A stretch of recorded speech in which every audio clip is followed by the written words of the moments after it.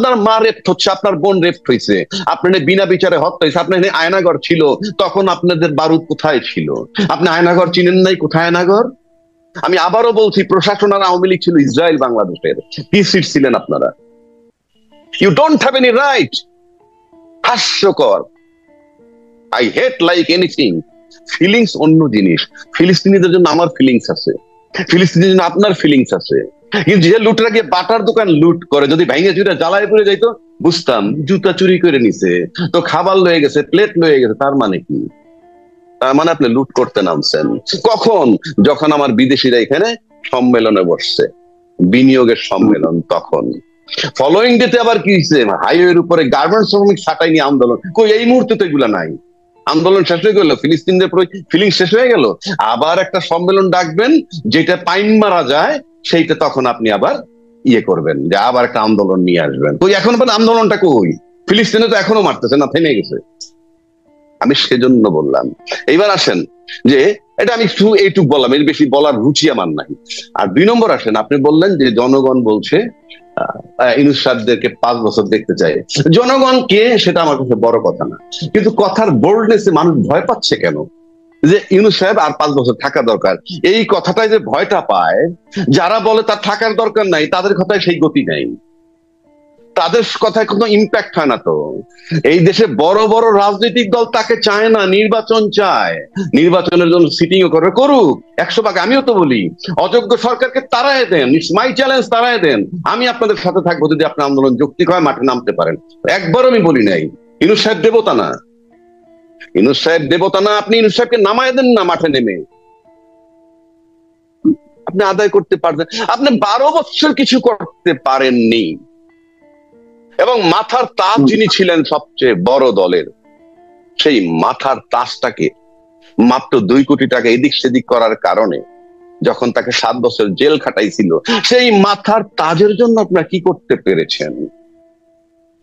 সেই মাথার তাজ যখন বিদেশে চিকিৎসার জন্য কাকুতি জানাচ্ছে, তখন তার সাথে ডালপালা সবাই কিন্তু বিদেশে বারবার গিয়ে চিকিৎসা করে।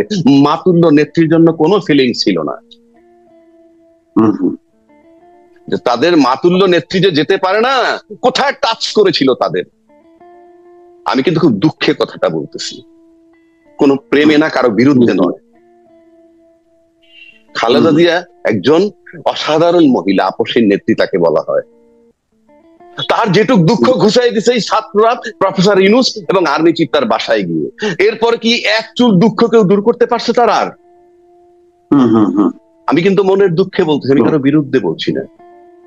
তাহলে যারা বলে ইউনূস সাহেব আরো 4 বছর থাকুক, 5 বছর থাকুক, কেউ কয় সারা জীবন থাকুক, কেউ কয় 50 বছর থাকুক, আমি একবার এখন পর্যন্ত বলিনি, বিকজ আই প্রেফার ইলেকশন। আমি একজন গণতান্ত্রিক মানুষ হিসেবে আমি ইলেকশন প্রেফার করি। ইউনূস সাহেব যোগ্য লোক, কিন্তু দেবতা নন, তারও ভুল হইতেছে বা হইতে পারে।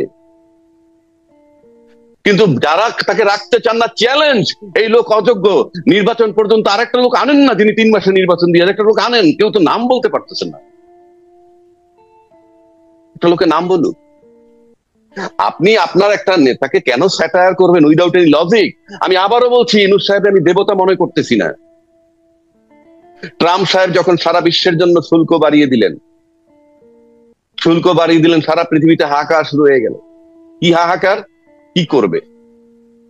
তখন কেউ না 70-75 জন নাকি তার কাছে বিভিন্ন ভাবে মেইল করুক, ফেসবুকে দেখ, টুইটারে দেখ, যেভাবেই দেখ, নানান জনে দাবি করছে কি, যে ইয়ে করে দেন, অর্থাৎ শুল্কটা কমিয়ে দেন। কেউ বলছে শুল্ক শূন্যের কোঠায় নেন, ইত্যাদি ইত্যাদি দাবি ছিল। ইউনূস সাহেব তো একটা চিঠি লিখলেন কি, 3 মাসের জন্য স্থগিত রাখতে, যেটা খুব সহজ কাজ এবং যেটা খুব কৌশলী। কেননা আপনি যখন ট্যারিফ বাড়াই দিবেন, কি কি যুক্তিতে বাড়াইছেন সেটাকে আবার চট করে ট্যারিফ কমাই দিবেন, এটার জন্য সময় লাগে। কিন্তু যদি আপনি স্থগিত রাখেন for few days, few month, তাহলে কিন্তু আপনার আদেশ হুবহু একই রয়ে গেল, কিন্তু আপনি আপাতত স্থগিত করলেন। এখন স্থগিত করলেন কি, চায়নাকে বাদ দিয়ে সারা বিশ্বের জন্য। বাংলাদেশের লোক, বাংলাদেশের সোশ্যাল মিডিয়ার লোক, নাম বলার দরকার নাই, কেউ কেউ বলছেন ঝরে বক মরে ফকিরের কেরামত। এবার আমি মেনে নিলাম রে ভাই, বকটা তো মারা গেছে, বকটা তো মারা গেছে। 2 নম্বর আসেন, কেউ কেউ বলছে এই যুগে চিঠি চলে না, তাকে বেকুব বলতে আমার ঘৃণা হয়। এই যুগে চিঠি লাগে না, চিঠির দরকার নাই তো। যেই চিঠিটা আমরা দেখছি সেটাকে তো পিডিএফ ফর্মে ট্রাম্পের বাসায় পাঠিয়ে দেওয়া যায়, যত জায়গায় পাঠিয়ে দেওয়া যায়। এটা it's a question of 2-3 seconds বা 2-3 মিনিটস। এক নম্বর। দুই নম্বর, সে আবার কি বলছে, চিঠি লেখার দরকার কি, উনি তো ফোনে কথা বলতে পারেন। ইউ সি দ্য কনফিডেন্স তার, মানে নেগেটিভ সমালোচনা করতেছে, আবার কনফিডেন্সটা কি, ইউনূস সাহেব ফোন করতে পারে ডাইরেক্ট, এই কনফিডেন্স কিন্তু তার আছে। এবং যারা তার সমালোচনা করে, আমি তাকে 90 ডেজ টাইম দিলাম, সে একটা টেলিফোন করে রিচ করুক তো কারো কাছে পৃথিবীর। যে সমস্ত লোকগুলা এই সমিত সম্মেলনে আসছে, আইসে তারা অনেকে, পিটার হাস এরা আসছে, অ্যাম্বাসেডার ছিল, মন্ত্রী লেভেল লোকজন আছে। ইউনূসকে আমি দেখি না ইউনূস সাহেবের সামনে কেউ পা তুলে বসু। আর যারা আমরা নিন্দা করতেছি, সমালোচনা করতেছি, একটা দাওয়াতও আমি পাই নাই। আমাকে একটা দাওয়াতও তো দেয় নাই। একটা কথার কথা বলছি, আমি বলছি না, আমি আবারও বলছি, ইউনূস দেবতা নয়।